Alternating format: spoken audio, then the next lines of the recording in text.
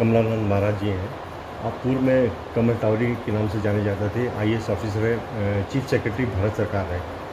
Sir, जिस तरह से एक उम्र के बाद आदमी हिंदुस्तान में रिटायरमेंट की उम्र जीता है और आराम की ज़िंदगी जीना चाहता है, लेकिन आप तो लगातार संघर्ष की लाइफ और जन जागरण का एक बहुत बड़ा आपने आंदोलन छेड़ लगा है और हज़ारों लोग मैं देख रहा हूँ अभी आपके साथ में लगातार पिछले आधे घंटे से आप लगातार आपका फ़ोन बिजी है, लोगों को जन जागरण कर रहे हैं।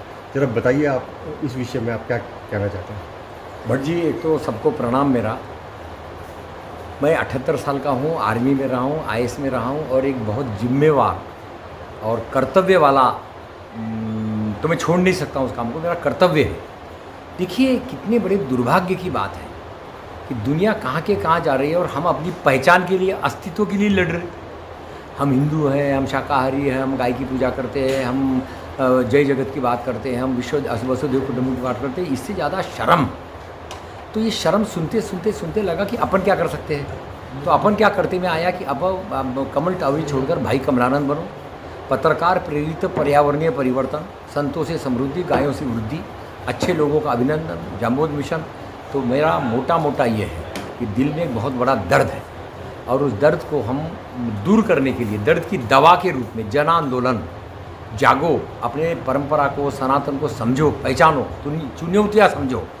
अच्छे लोग, अच्छे विचार, अच्छे पत्रकार, अच्छे डॉक्टर्स, अच्छे नेता, अच्छे अफसर, इनकी लिस्ट बनाओ। मैं सबसे अनुरोध करूँगा, कृपा करके निराशा ना आने दे। एक दूसरा, जो कर सकते हैं उसको शुभ लाभ से जोड़े। पेड़ों, पानी, गाय, गोबर, नीम, तुलसी में व्यवसाय ढूंढे और लोगों को नई सोच दे, क्योंकि ढर्रे में हम सब अटक गए हैं। तो आइए क्लाइमेट चेंज के इस युग में अपने को पहचाने, जड़ से जुड़े और गांव की तरफ, वार्ड की तरफ, नेतृत्वशाला की बात करें। मैं आपसे एक रिक्वेस्ट करना चाहता हूँ, पूछना चाहता हूँ, क्योंकि आप सेक्रेटरी रहे भारत सरकार में, ये जनसंख्या नियंत्रण कानून जो बनना चाहिए इस देश में, क्योंकि जनसंख्या विस्फोट की तरफ बढ़ी। हम तो आज चाइना को भी मात करने जा रहे हैं, पूरे वर्ल्ड में हम लोग आ गए हैं। इस विषय में लगातार जो नेतृत्व है हमारा, ये क्यों उदासीन है? बहुत बहुत धन्यवाद और सबको नमस्कार। ये जो प्रश्न आपने उठाया है, देखिए परमानेंट लॉस है। अगर सनातन का, भारतीयत्व का, संस्कृति का, सभ्यता का अगर कुछ बचा हुआ हो तो परमानेंट लॉस हो जाएगा, जनसंख्या का नियंत्रण अगर नहीं होगा। देखिए क्वालिटी चाहिए अपने को, लेकिन वोट में क्वालिटी नहीं चाहिए, वोट में चाहिए वोट। तो मेरा आपसे सबसे अनुरोध है, कृपा करके दबाव बनाइए। 2 बच्चे से ज़्यादा होना नहीं चाहिए कहीं भी। और जो कर रहे हैं, क्योंकि उनका एजेंडा दूसरा है और आबादी बढ़ गई तो आपको मालूम है वोट क्या होगा, सरकार क्या होगा, तो ज़्यादा बोलने की ज़रूरत नहीं है। मेरा आप सबसे एक ही अनुरोध है, दबाव बनाइए।